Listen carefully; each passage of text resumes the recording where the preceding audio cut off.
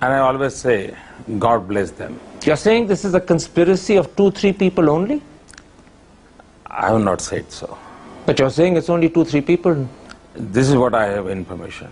It's not the people's voice. Can I point out to you that in September 2003, the Supreme Court said they had lost faith in the Gujarat government? In April 2004, the Chief Justice of the Supreme Court in open court said that you were like a modern-day Nero who looks the other side when helpless children and innocent women are burnt. The Supreme Court seems to have a problem with you. Karan, I have a small request. Please go to the Supreme Court judgment. And is there anything in writing? I'll be happy to know everything. It wasn't in writing, you're absolutely right. If it was an observation. It is an observation. If it is in judgment, then I'll be happy to give you the answer. But you mean a criticism in court by the Chief Justice doesn't matter? This is my simple request to you. Please go to the court judgment, find out the sentence which we are quoting, and I will be happy that if the people of the India should know it. Okay. It wasn't just open comment made by the Chief Justice. In August 2004, the Supreme Court reopened over 2,100 cases out of a total of around 4,600, almost 40%. And they did so because they believed justice hadn't happened in Modi's Gujarat.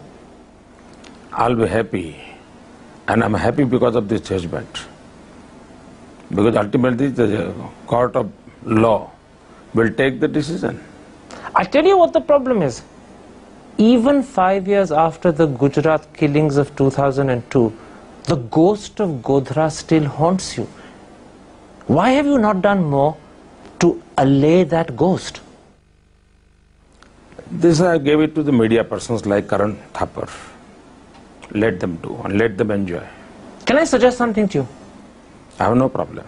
Why can't you say that you regret the killings that happened? Why can't you say that maybe the government should have done more to protect the Muslims? What I have to say, I have said at that time, and you can find out my statements. Just say it again.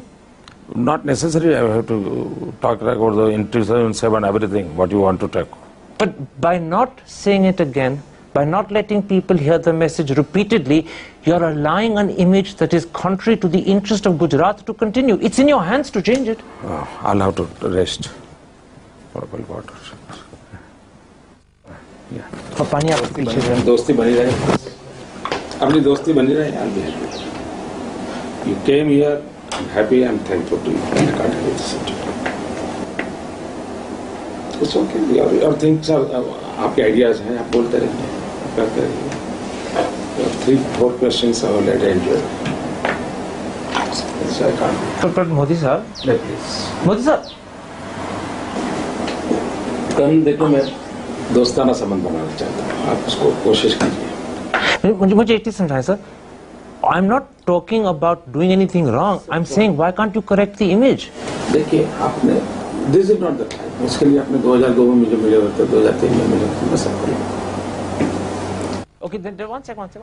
And to talk about that aborted interview, we have Karan Thapar here in the studio. Karan, it's not the first time that Modi has been asked the question.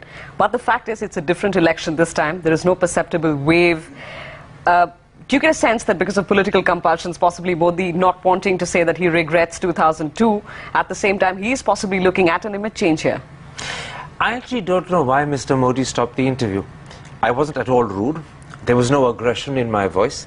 I was asking a question not so much about Godhra, but about the way Modi is perceived and the image problem he has. And it seemed to me this was an opportunity for him to address an issue, to lay to rest a ghost that's been troubling him for 5, if not 6 years.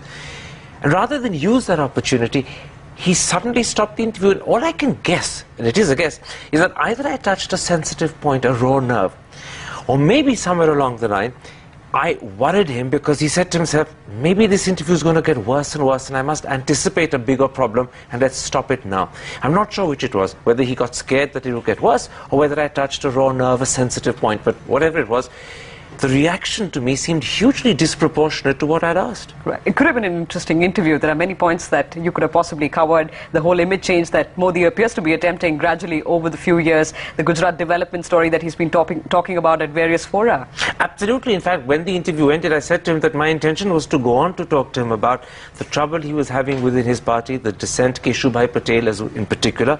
I wanted to talk to him not just about his achievements, and they're fairly substantial achievements, we must grant that, but the criticisms his own MLAs make of those achievements so that he could reply to those. And those were things I think he would want to talk about. But for whatever reason, whatever cloud came across the horizon, he ended the interview, and I spent a whole hour trying to persuade him thereafter to go back and be sensible and redo the interview, but he simply would not agree. Well, it could have been an interesting interview. Karan Thapar, thanks very much for sharing that with us. That's Karan, of course, talking about